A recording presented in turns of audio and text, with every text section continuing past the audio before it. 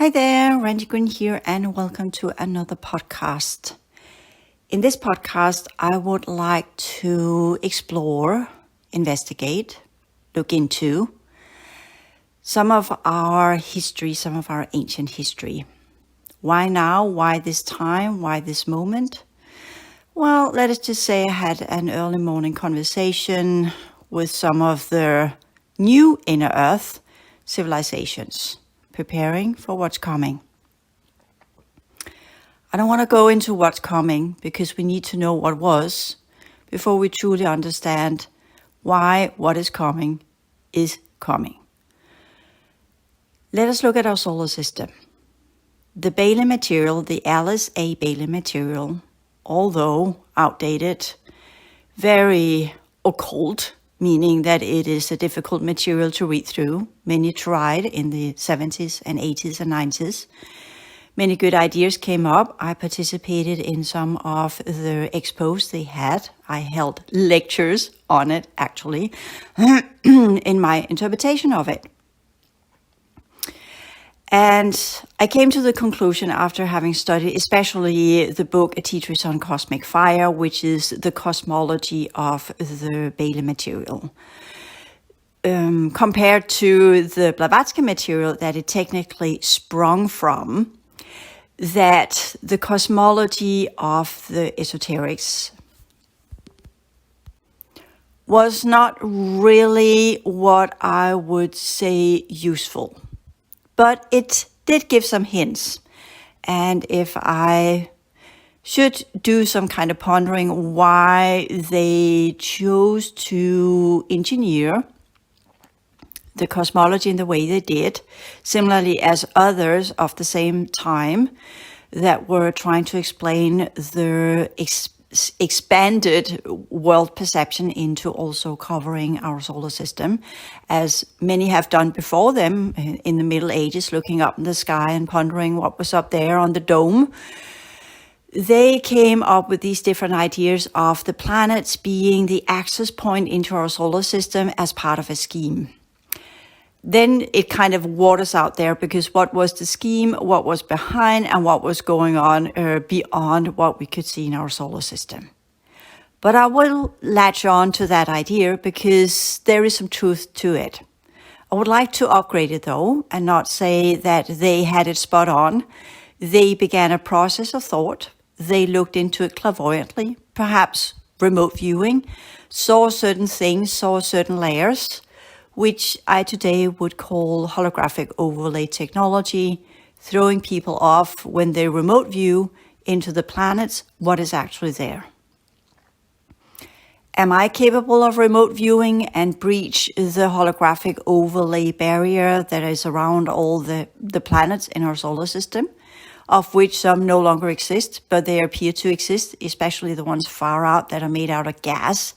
You can create a gas sphere and then call it a planet because it has the figure of the original planet that used to be there, but the original planet no longer is there. It is in its decomposition phase, hence the gas. So can I claim to know more about the planets and how they look and if they are inhabited? I would say absolutely not.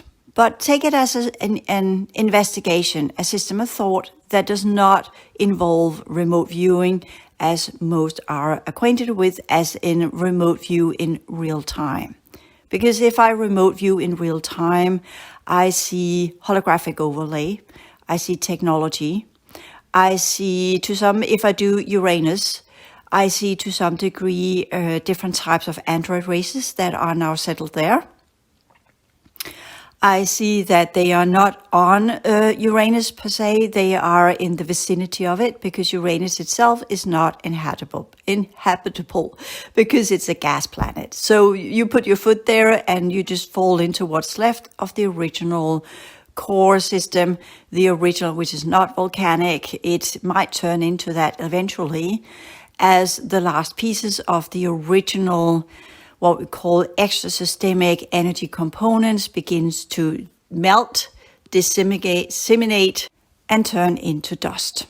So that's the destiny of the planets in our solar system. What once was magnificent constellations of, and I'm not talking stellar constellations, but just a constellation or a configuration of advanced technology, high-level civilizations, and portals in and out of our solar system placed on the different planets in what we could call hub structures. So we had the beautiful planets.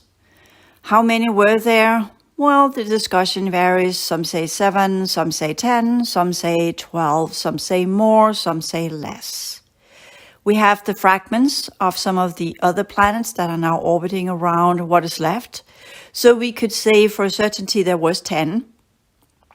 We can debate whether or not there was 12. As you might have noticed, there's a little bit of break in this early recording. And that's because I'm putting it on and off as I am cleansing my throat from my outdoor walk where I was walking quickly and by that inhaled quite a lot of the very polluted air quality that we have on our planet. Now, as always, the human form adjusts to these different degrees of alterations in our environment. And our bodies are, to its best of its capacities, trying to adjust to the changes in the air quality, trying to change to the quality of water, trying to change to the quality of the food that we are ingesting. And here, for those of you who are new to material, I am plant-based entirely. No eggs, no milk, nothing that comes from another life form is being put into my mouth. Again, we can claim that plants do have a type of plant DNA, and they do. Everything on this planet is built on a type of DNA that is the template for any cellular structure. But this does not mean that they hold viable genetics that are part of life forms that breathe, think, feel, have an inner life of some sort, and are connected to the original radial grids of this planet. The plants are not, and by that are not classified as a life form. However, they are part of the huge transformational system that the nature originally was engineered to be. And in that manner, it is not the right approach to destroy the system, the ecosystem that should clear the air, transform the third cycle energies, and resume its original planetary configuration as one of the major hubs in our solar system. Some days I wonder if it would be altogether just better to stay indoors, just opening up my windows and let the environment I've created in my home clear out these remaining components of the third cycle that are now coming into our reality field. Naturally, the new inner earth people, whoever, whatever they are from the future. They have just settled there and have settled within the original, what we could call planetary core configuration, structures, architecture, where they're used to live civilizations as well as there are civilization on the outer layers as well as the inner layers of any planetary system. And again, I apologize for the poor quality of my voice today. Naturally, it would have been prudent for me just to stay indoors. Unfortunately, my home is not very big.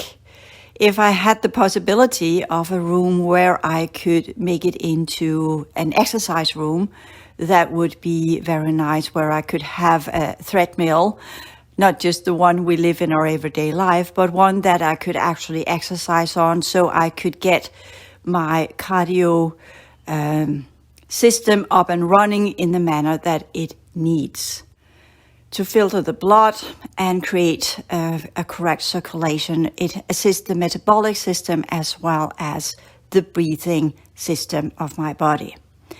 Now, since we are depending on air, then of course when we talk about the future humanities and the poor air quality that they are going to learn to live in, and we're talking about some of the changes of the water quality that at some point will be, to a lesser degree, suitable for the human body. And the way that the plants will transform as we first go through the cycles of extreme heat from the sun, which we have begun, as it throws off and begin to break down. What is left of the artificial density 2 fields that were inserted into the sun to allow the regressed races, the colonizing races, to exist here. So we could say many of the technologies from Mars were brought to our planet to re-engineer it so that the civilizations that once thrived on Mars could thrive on our planet as well. Many of these groups that used to thrive on Mars are now the inhabitants of the artificial fourth dimension, and having had and have their physical component inside this reality mainly as insectoids and avians. So we are in a very different type of history here. We are not in the classical cosmology. We are not in the esoterics and their version of history, or the Blavatsky and her version of history. You are here with me, joining me in my memory of history of the solar system. So as I said, if I look into the different planets today, I see abandoned planets. Jupiter's abandoned. Most of what was there is now scattered around in little areas and what we would say put together, conglomerated, amalgamated into the moons that are now orbiting around Jupiter. If we are to look for spores of life as we understand it, it would be on the moons around Jupiter because the planet itself is inhabitable. The gas that is on Jupiter is so toxic that even though we would use hazmat suits, it would penetrate because it's a different type of gas. It's not a gas we know of. It's a gas that, considering that Jupiter technically used to be the six-dimensional sun, used to be a sun, but due to the alterations of our solar system, once the colonizers came here and changed the configuration, extinguished its potentials as a sun and turned it into the type of gas that it is, we are not talking about a gas that we can classify within proton-based type of hydrogen exhumes as we have it from our sun. It is more in the vicinity of ammoniac or similar in that type of gas structure. On top of that one, it has a configuration or a crystalline structure that if we inhale it will make our cells crystallize and literally turn into little shards of crystal. So we will not live on Jupiter. Uranus is so far out, it is connected to a scheme that is technically not part of our solar system. It's a parallel system that bridges into ours using Uranus as its access point. It is the seventh planet in the original configuration, and with that connected to the seventh dimension. Jupiter is the sixth planet in the original configuration, and by that connected to the sixth dimension. What is now the asteroid belt, most of us agree on, both the Kalontics as well as the esoterics, not in the degree that we have adopted it later on into dubbing it Maldak, but the original understanding of a fifth dimensional planet that were positioned there, I will agree on. However, the civilizations that I recall used to live there were third cycle civilization connected to a scheme that tapped into the third cycle. They were highly technologically based, and by that eventually literally blew up their planet in their technological endeavors to undo the effect of the timeline event. For me, the most important thing about the fifth dimensional planet, whatever its original name was, I see it as a symbol, cannot pronounce it, sorry about that. But the original, what we could say, configuration and understanding of it, once we would enter into it, we would not think of the planet having a name. Technically, it was a reality field. So if you look at our original solar system, we would have spheres within spheres, realms within realms, reality fields within reality fields, placed in a very intrinsic, beautiful holographic pattern that the orbits that we now have are the remnants of. In a way, we could say many of the original cycles, orbits, holographic features that used to underline the different reality fields were shut down and closed down, made them go dormant, and by that only left behind an orbital pattern engineered for the purpose of circulating around our sun, and via that connect to the grids of the sun and the different fields inserted into the sun. Now, Uranus, the seventh dimensional planet, is not connected to the grid of the sun. It is connected to a different core in a parallel system. Hence, the possibility of different life forms to exist there. Will we travel to Uranus? Probably not. There is a barrier around it. Can we probe it with technology? Absolutely, but it will be caught in a holographic overlay from where what it will see will be what we are allowed to see. So in that manner, the holographic overlays that are around the planets are interactive with our type of technology as well as our type of reality configuration awareness. So if we perceive the worlds that are out there from the perception point of frequency-based atomar technology and frequency-based electromagnetic components and ideas of quantum fields and electromagnetic forces, well, that is what we will see. That is the brilliance of these holographic energetic overlay technologies, that they are interactive with the perceiver. Is it an illusion? No, it's technology. It's known technology, cloaking technology, but a very advanced form of it. So that brings us to Mars. Mars was the fourth dimensional planet, as I claim, and whatever was left of the reality fields that were viable after the scavengers came from a parallel system, invaded Mars, completely raided Mars, and what was left were transferred to our planet and became part of the artificial fourth dimensions around our planet. What was left of Maldak were also transferred to our planet and became part of the foundation of the artificial fifth. For me, both of these decisions were bad decisions. It was like asking our original system that were under the, what we could say, supervision of the Pleiadian civilizations, which some of you have learned from my podcast on the whole counseling YouTube channel, also lost his footing in the Orion Pleiadian Wars. Since I already touched ground with that in that podcast where it belongs, because it was part of a releasing, and with that part of what we could call a psychodynamic releasing, understanding reality, but also at the same time understanding some of the psychological dynamics that our holographic energetic template holds, and some of the processes that we need to take as individuals. Here, I'm talking about the reality field itself and how we are to perceive it as part of the fifth cycle. So this is a different type of science. We have got the new type of psychology, and we have got new types of science. They interact together, of course, because we are individuals that are interactively connected to our reality field. So since we now understand that the original planet, which was a reality field, and you will ask me, well, how does that look? A reality field, well, it is interactive similarly as the holographic overlays. It is holographic in its structure as well, holographic energetic, and it interacts with the holographic energetic architecture, energy systems, if you like, that are present in that reality field.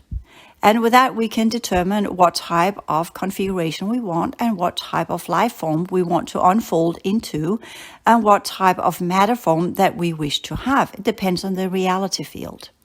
As we understand, not that we think much about it, but since we are here on this reconfigured, re-altered, and re-engineered planet that were done so during the time of the colonization 15,000 years ago, and prior to that already began its alteration processes in the aftermath of the timeline event where most of the original holographic energetic units crystallized and began to solidify.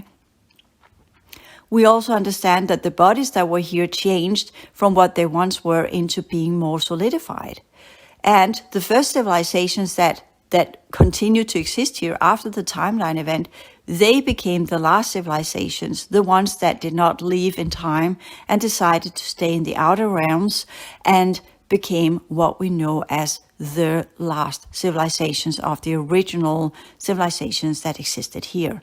They are, per my experience and what I would say, what turned into the Neanderthals, the last group of the original civilizations. So that's the other way around that what science tells us. Science tells us that the Neanderthals were the first humans. I tell you, they were the last of the original civilizations. They regressed into that primitive state as they solidified more and more and lost the original multidimensional capacities of their vessels. So that led to a long period of time where our planet laid dormant, crystallized, solidified. Ice Age is what science calls it. A very long period of time where our planet was cold.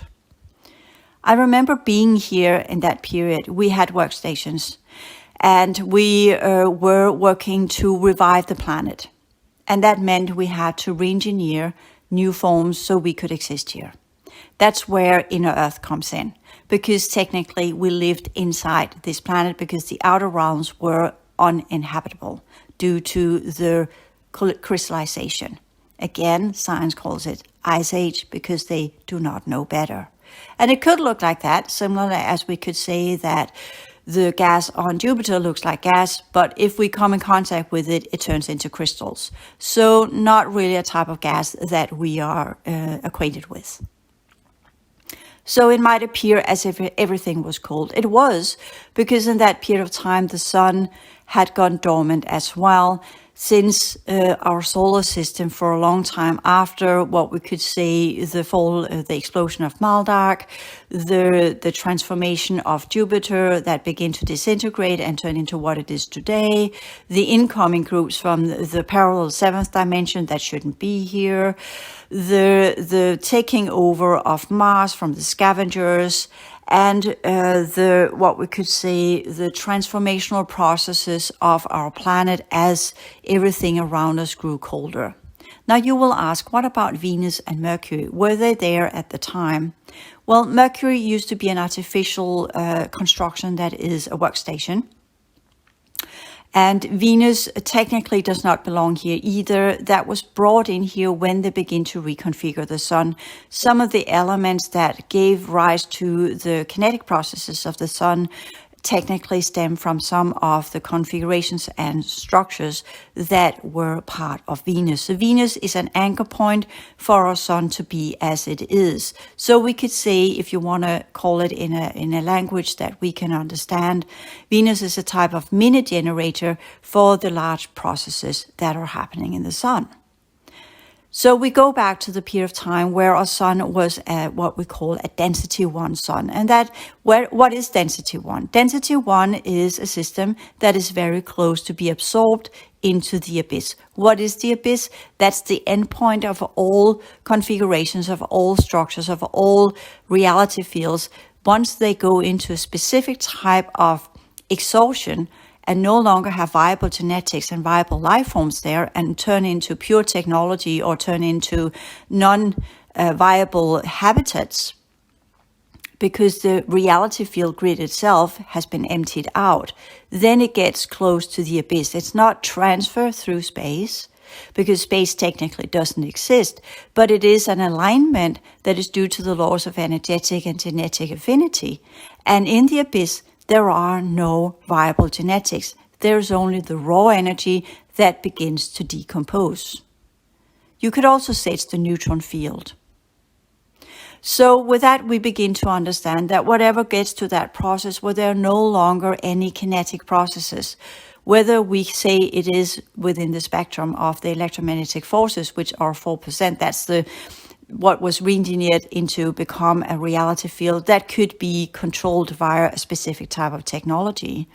where we have the protons, the electrons, and the neutrons. The neutrons is part of the point zero field, or the abyss, where everything turns into dust after it has for a long period of time stand in a very, what we could say, steady state position, point zero. To make that excited, that is technically the quantum field that are connected to the neutron field. I know science does not tell that. They will discover it eventually. So the foundation is not the quantum field, it is the neutron field. And then on top of that, we have the quantum field. The quantum field is what's left of the original holographic-energetic configuration, the density 1 configuration. But since it was damaged severely due to the timeline event, it has glitches, it is not functioning the way it should, and by that, it works sometimes and other times it does not. The possibility and probability components of the original holographic energetic fields are no longer viable as we understand it, because these depends on the genetics, the consciousness potentials that are part of the civilizations that enter into a system. With that, any realm comes to life. Once there's consciousness, there's also potentiality for life. If there's no consciousness units or viability, meaning genetics that can spawn life into the energy units, well, then there is no life, there is no system, there is no existence. So what we see around in our solar system and beyond are the shells of what once held life, but no longer does. Hence, we cannot detect life out there because we are close to the abyss. What's left of the original dynamics of life is in the protons and the electrons. Electrons are the last pieces of the viability rate of the third cycle systems that our solar system and universal structure were imbued with during the timeline event. Shouldn't be here, hence they are the first to burn out since they are out of place, out of order. Protons, on the other hand, are what's left of the original components of this solar system, as well as the scheme that we are part of, the solar scheme. They're part of the sun, mainly, but they're also part of our reality field. And what was left of the original configuration of Mars on the proton level were then transferred to our planet as well as into the sun. Now we have the question about the moon. Well, the moon does not belong here. It's part of the lunar scheme, and it comes from a parallel system that were brought here during the times of Atlantis. So we are having a little bit of a patchwork solar system. That's what's left.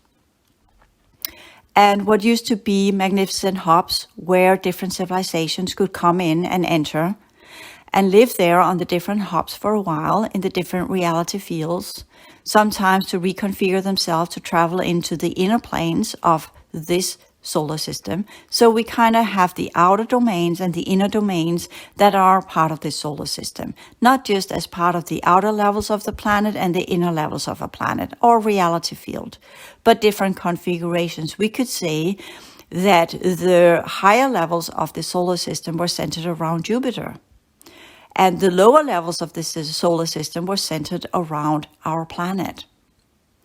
And with that, you could say that if you were to enter and you wanted to go to the 6th and 7th or 8th dimension, jumping from Jupiter to the galactic levels or the inner domains, which used to be the hub and the gateway to the inner domains that are not visible in physical form, even though we now, or I typically say that's the galactic level.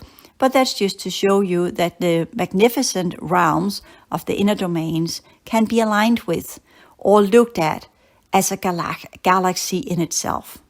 They are vast, they are immense, and they are on such a subtle level that most of us do not really understand the processes of what it truly means to be connected to the inner domains. But that is where all consciousness potentials from the core domains begin to take form and come into what we could call existence. From that, they go to the middle domain.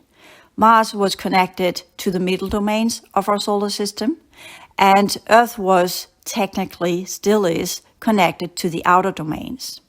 Now, why travel between the outer domains and not via the inner domains? Because if you come from a parallel system, it's easier to bridge via the outer domains than it is to bridge via the middle domains. It is completely impossible to bridge via the inner domains. How's that? Well, because the inner domains are connected to the different universal lineages. And if you kind of look at the core domains as the center point of all existence on an extremely subtle level that is beyond any of our comprehension, so it would not even make sense to think about it unless you have a recall of what it means to be there. That's something you can only sense and feel or perceive and understand within. It's not something that can be explained with words. But you can have recalls that can be put into word from the inner domains. And here we understand that the core domain is the center point from where we have radiation fields that expands out in different concentric circles, laying the foundation of the holographic-energetic network. But here as racial grids, holding the consciousness potentials. In the inner domains, energy units are put onto it, as in pulling in different types of energy units from previous cycles and cycles to come. These are called the grand cycles. There the consciousness units come to life and they take form again within their lineages that stem from the core domain. So the lineages are consciousness based. That's the foundation of this universal structure that we are part of which there are many. There are 12, 16, 20, you decide. It all depends on how well they progress. Sometimes there are less, sometimes there are lesser universal lineages, and by that, lesser universal structures. In this one that I come from, there were 12. So there were 12 lineages that were spawned from the core and entered into the inner domains, from where they divided into different realms that were then divided again into lesser realms and more so into the middle domain and into the outer domain, laying the first and foremost the energetic potentials of our expansion journey, as well as laying the foundation of what type of energy units there were to be explored in the different realms. So the 12 universal lineages, consciousness lineages, decided what type of consciousness there were to unfold in these different universal cycles within the grand cycles, and determined what type of energy from the previous cycles and other systems and other universal structures there were to be part of the universal structures of these grand cycles, of which there are 12. So the game was, the goal was, the purpose was, the function was to use this type of consciousness potentiality and use the possibilities of the different realms from where consciousness could unfold into different functionality and different purposes. With that, we also understand that in the middle domain, we have then divided into more what we could call unified type of consciousness units due to the already existences that we had in the inner domains.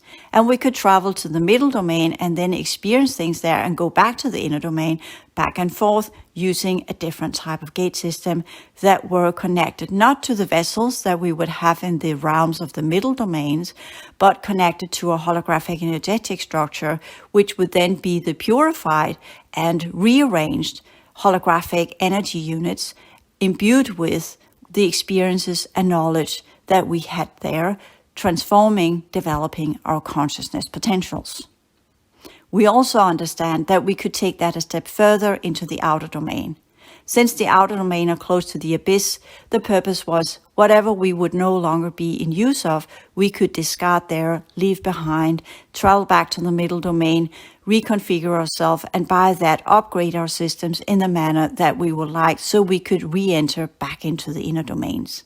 Completely normal for the original universal lineages. As you know, the timeline event changed that. Instead of having gate systems, they crystallized, some shut down, some things separated, some things segregated. Segregation was not normal before the timeline event. There we had unified fields. Here we now have segregated fields. So with that also came what we understand as parallel realms that existed parallelly but were not in contact with each other. A new feature of the timeline event. So when we talk about our galactic history and when we talk about our solar system history, we are talking about a journey from unified consciousness into different types of consciousness that, although being on different lineages and different energetic consciousness unit configurations, we could travel freely between the different domains just by altering our configuration. We could leave behind by our own will, and we could gather by our own will. So we had a legit choice of free will, where to exist, how to exist, in what form to exist, and the purpose of why we would exist. We could choose to de-exist. If we would, we could go back to the core domain, go into pralaya, as it's said, go into rest, and come back out and start all over. That's what the original system. There was an order and a harmony to these systems. Looking at our solar system and the story that it has had with incoming groups, leaving groups, transformational groups, and where we are now with the future of our planet as the sun resumes its original density 1 configuration as being a sun close to the abyss, mostly based on neutron energy. And we have a planet that are now beginning to go into its end phase of its current configuration. Nothing lasts forever. Of course, this planet must change, as all the other planets have. The only reason why it didn't turn into a gas planet like the others or turn into a dust bowl like Mars was because the decision was made that whatever was left of viability on the other planets as the colonization happened 15,000 years ago, and prior to that, already beginning in the times of Atlantis, was that whatever was left would be transferred to this planet. So our planet is, in a way, we'd call it a Frankenstein planet, because it has many different insertions of holographic-energetic configurations that doesn't belong there. This was upheld by the artificiality of the sun and the different fields inserted into the sun. As these fields burn off and collapse, the sun will become hotter, as it resumes its original configuration. And then, once it has burned all of this off, it will shift into a cold sun, as it was originally. That will change the whole system that we call our solar system. As we already know, there's not much life left out there, and our planet is the last one to hold it. In many ways, we are in the age of extinction. There is plans in motion, and this is where the new inner lot, the new inner earth, comes in play, and the future civilizations. And interestingly enough, even though that this is a history lesson, it is also a lesson of our future. There are certain things that can be avoided, and there are certain things that just must run its course. One is that since this planet that we are now on is in a solar system that technically is dying, and science agrees on that, although the lifespan they put on it exceeds quite a lot of the shorter time period that we actually have. A couple of thousand years, and that's more or less it. But we have heard it before. I recall back in the early 2000s when there began to become calculations of when would we begin to have erratic weather and when would the climate changes really hit our planet and when would the ice caps begin to melt. And science said, well, that won't happen within the next 1,000 years. Already happening within 10 years, it all changed and now it's here. So let us just say that science are always doing a very, what we could call careful or vague or not very bold type of estimate when they are running their simulations. And that is also why I choose today to give you this little insight. First and foremost, because as always, when I've been outside, I struggle. My voice is struggling. My airways are struggling. I have interesting components coming out of my skin. And even though I feel invigorated by the walk itself because my body enjoys it, the whole respiratory system does not, and my lungs are not happy. And I feel the remaining clearing processes of having been outside for 1.5 hours. It does not take more. So that leaves some interesting questions for those of us who are in the process of doing the configuration, the reconfiguration into the original system of our planet. So when I say the original system of our planet, I mean the original holographic-energetic configuration that are part of the density 1 configuration, the original holographic-energetic network, and the original holographic-energetic units that used to be part of our planetary system. Plants can grow in that because there are different variations of how the plants can absorb light. They can also absorb blue light. That is the main figure of a density 1 sun. The current sun has a different configuration. Technically, it has a spectrum due to the different fields. But as these collapse and it turns closer into its original configuration, the blue light will be the main field configuration, which is why we are now, many of us that are part of the new programs, are being adapted to being able to function, absorb blue light via our eyes and our neural network. I'm here talking about the computer screens and our screens on our phones and other places where blue light has become the main energy spectrum that are being emitted from light bulbs, computer screens, and lights on the street and what have you. So that's part of the LED reconfiguration processes. These are connected to the changes in the frequency fence that is around our planet. That is the ionosphere. And I'm not going to go into the science regarding that because I have touched ground with that prior to this little podcast. There are many nuances of that, but let me just say this is being changed as well. The crisscrossing happens in the ionosphere. So new technologies are being connected whilst the old frequency fence burns out and ceases to exist. It rests upon pillars that began to crumble a long time ago, inserted as part of the enclosure. So as that falls apart as well, new sciences, new technologies, and new ways of operating in the ionosphere will become part of our human collective awareness. Not via satellites, not via technology as we know of it, but via the now more and more visible drones that are and have been perceived as UFOs. These drones are part of the reconfiguration and the weaving of a new holographic overlay that will ensure a type of surface where we can exist, at least until our body has done its configuration process from where it again will be able to work with the density 1 type of configuration. These are also part of the energetic genetic modification programs that have been rolled out and are rolled out on our planet and have been for quite some time. So a lot of processes are in the making. And if you ask me, am I pro or against?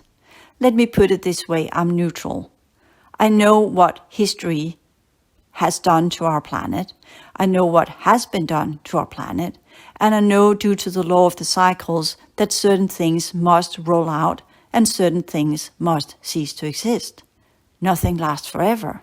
Everything has a time, it has a beginning, it has a peak, and it has a descent, and it has an end. And we are in the descent phase.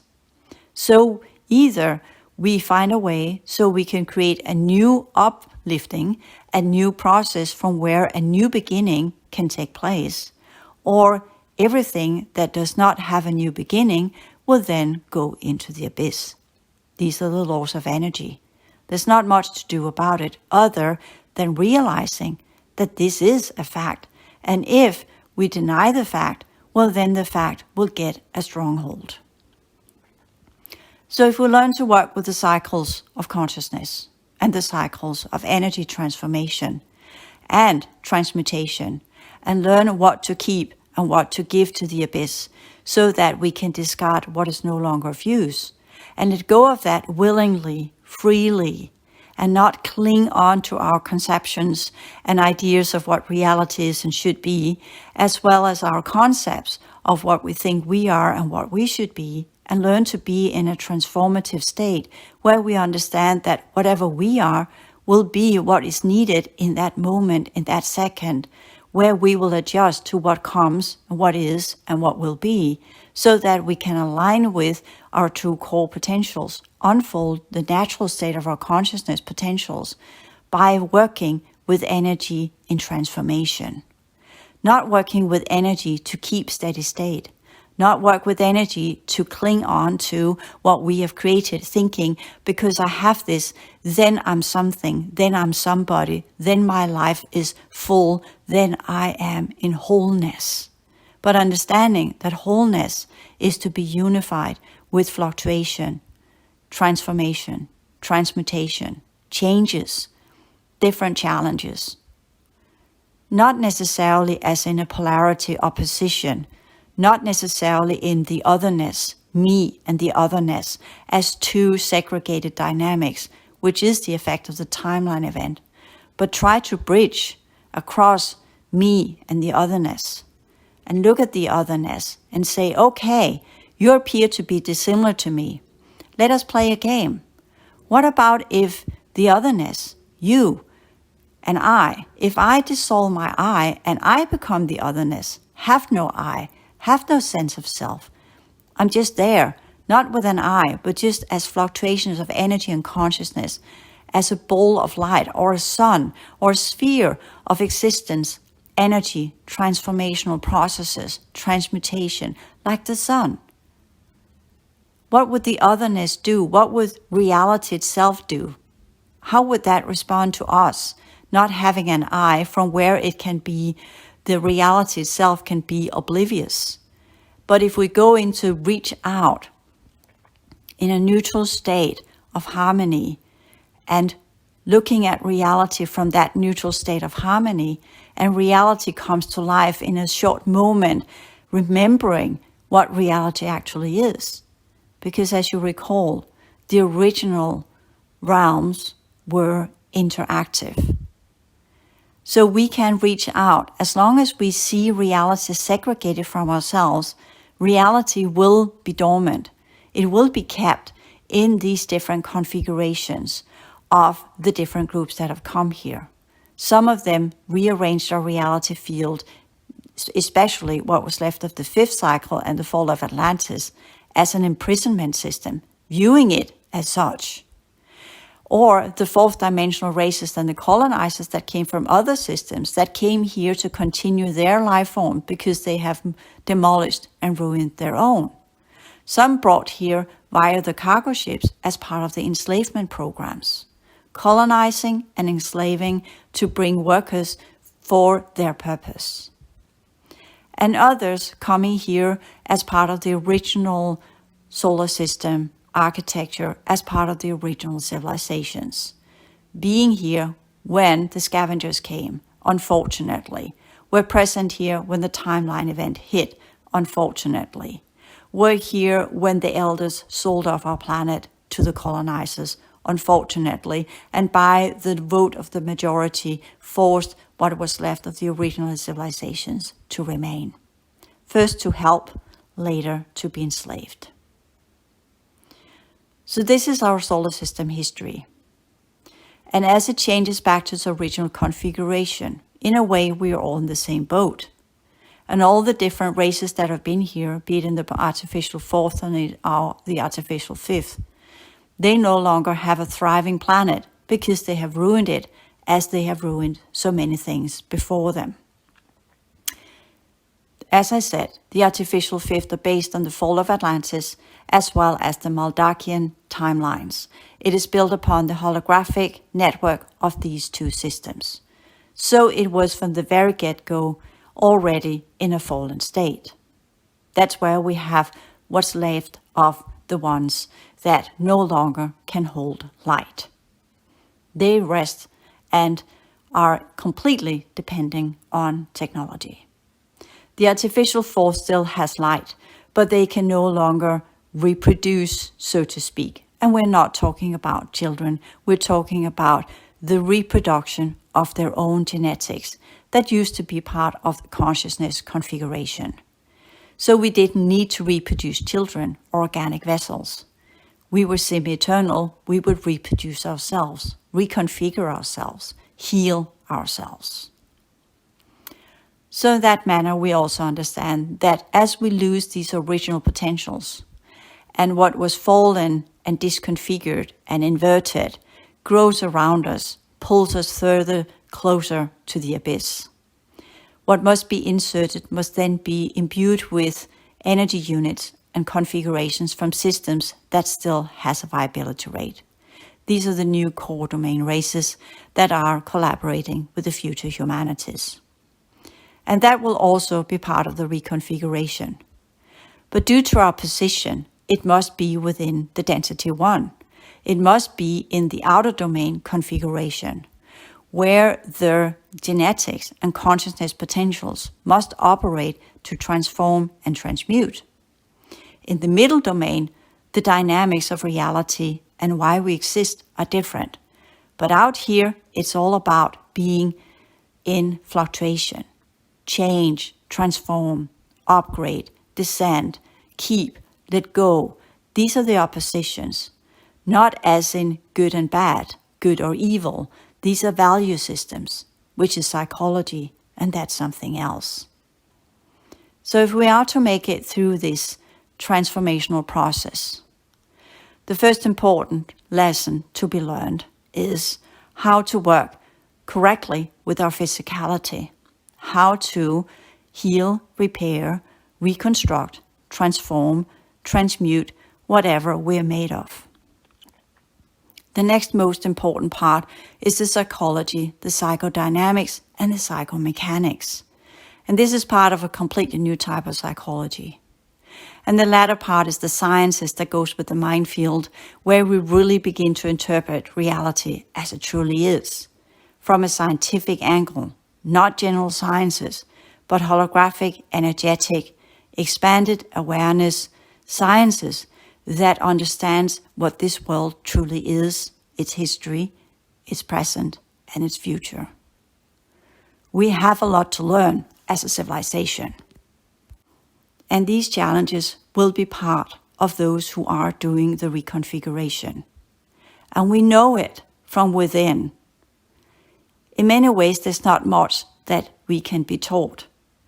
Those of us who are part of the original solar system, we come to life as the original system comes to life. And with that, the cleaning processes are initiated, not because we choose to, but because our entire holographic energy system kicks to life as the new grand cycles come in and tells us, discard of this, let go of this. If you want to go on the new wave that goes to the next cycle, you better get started, you better get going, and you better learn to do it in the right way as you're supposed to. That's part of the whole academy courses, or at least to the best of what I have been able to translate into what we call human language, not from crystal discs, but from the original constructions as part of the pillar project, of which I was one of the scientists that were working across the different pillars, so via my memories. In that, of course, you can say, well, is that then legit information? Let me put it this way. I have, to the best of my abilities, cross-referenced it with what the information that I could get access to of the Pillar Project library, as well as what I have been shown in the different template readings, as well as what I discovered in my healing sessions when I was working as a healer, as well as what I have been able to reconnect to in the different pockets of information that are still connected to the holographic teaching system. Of course, nothing is perfect, but the foundation is there, the architecture is there, enough to make you recall, at least have some foundational knowledge of what it is that you are to remember. But that's only 10%. The rest is for you to figure out as part of your original configuration. And that's why it's also called the path of remembering. Path of liberation is the path of remembering. As you remember who and what you are, you will also know what to do and what you need to clean out to be able to regain your full consciousness potentials or whatever's left of it. Now, the teaching systems that must be granted from outside are for the colonizers, for those who don't belong here, for those who don't understand what this system is about, for those who are not naturally connected to the holographic teaching system and the library of our planet. They must be taught. They must have sciences to teach them how to navigate and how to operate in our system. And with that, you begin to understand that those who have the inner knowledge belongs here, and those who don't do not belong here. They must be taught these sciences. Hence, also why our planet is in its state that it's in now, because they didn't know what to do, so they took their own sciences, brought it to this system, and tried to figure out how to navigate here, and in that way took on their old habits and imbued it onto this system, creating distortion. So we have different groups. And as I also talked about, the ones that were brought here that shouldn't be here to begin with, but were enslaved here, and onward and so forth. So the challenge of awakening is more vast than just, I know this. Well, if you come from a different system, do you really know what you are to do here? No, of course not. You came here, we pulled out your original vessel, put into another type of body, and with that forgot who you were and what you are and what you can become. And your awakening process will not only be to how do I navigate in this form, it's also why am I even here, and recalling what brought you here. And then once you get in contact with your original knowledge, just to discover that's actually not suitable for this system. How do you do your reconfiguration? So that's another challenge. The ones that came here as part of Atlantis, they have a completely dissimilar challenge as well, which I will not go into here because then I will exceed my 1 hour talk. Let us just put it this way. Challenges are in front of us. Challenges were in the past. And there's nothing different than what used to be after the timeline event.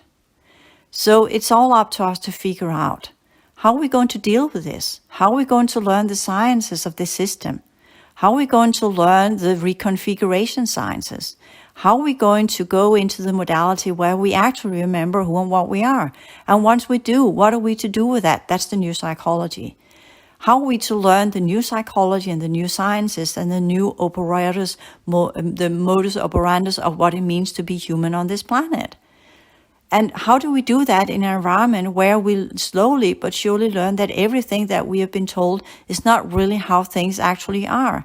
And in that weird vacuum of uncertainty and not knowing what is right and what is wrong, we are to grow these new psychological structures, the new strength of transfiguration and the new strength of reconfiguration from where we transform what we are into what we are supposed to be.